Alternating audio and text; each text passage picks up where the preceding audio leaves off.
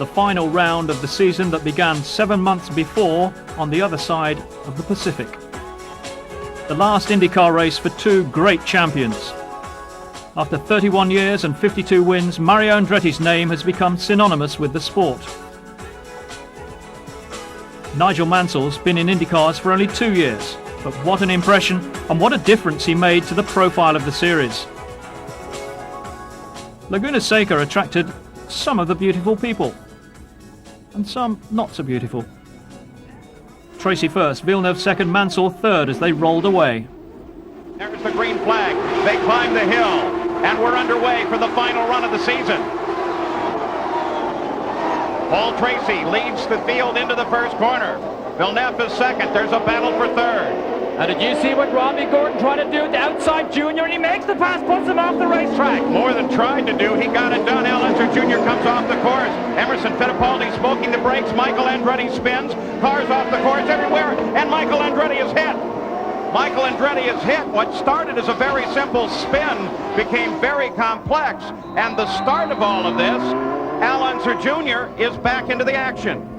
And watch from Gordon's car. Side by side with Junior. Oh, they hit. That's it right there. Touch front wheels. You saw Al Jr. steering, suddenly turn left. Then he's on the dirt out of control. And the second accident actually happened independently of Al Jr. But the question I have, Derek, is who tried to push who?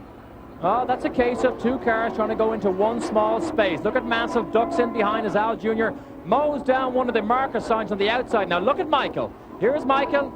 Loses it under acceleration, and there's Emerson jumps on the brakes to try and miss him. An independent accident separate from what we saw happen to Al Jr. and Rahal. Michael Andretti out on the first lap, so Paul Tracy assured of third place in the championship. Stefan Johansson in the pits as one of the front runners, Adrian Fernandez, arrives. Johansson's clumsy exit disturbs the mechanic working on Fernandez's right rear. Angry at the intrusion, he dumps a tyre in Johansson's path. And the result of this unprofessional scene, a stop-go penalty for both drivers.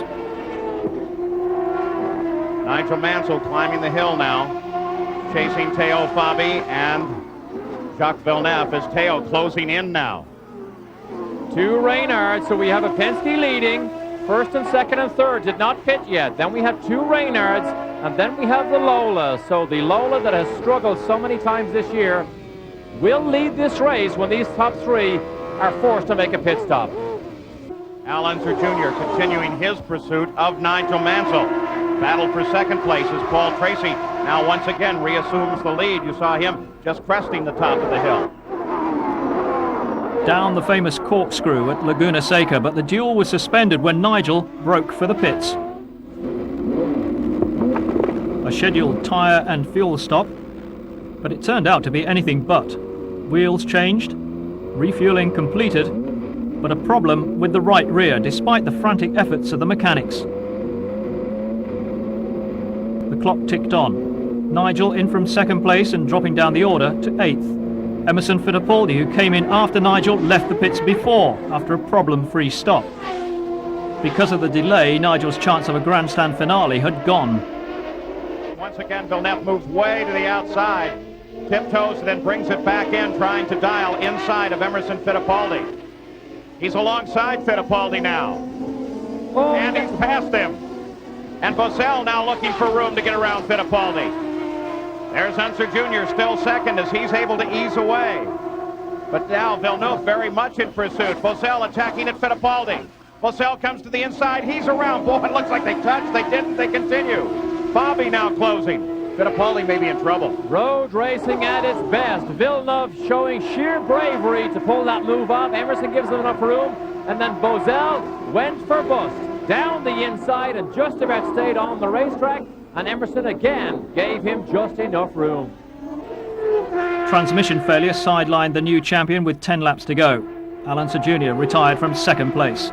9 laps to go in the season. Could Raul Boesel be chasing Paul Tracy for his first IndyCar win and Dick Simon's first? He's been close before. Mario! Trouble. He slows down. It looks like the engine has let go and Mario's career might come to an end prematurely as he heads for the pits. 5 decades of racing. Mario Andretti's day is over.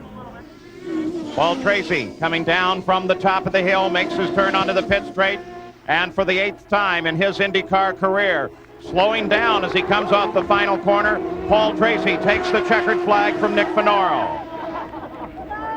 And Penske has broken the record. 12 wins by the Penske team in a single season, breaking the modern record. Good job, Nige. Okay, thanks everybody. Fine, we've had a good time. This is character building for everybody. I wish you all the very, very best for next year, gentlemen. And thank you again for the 2 years. I'll see you in about a minute.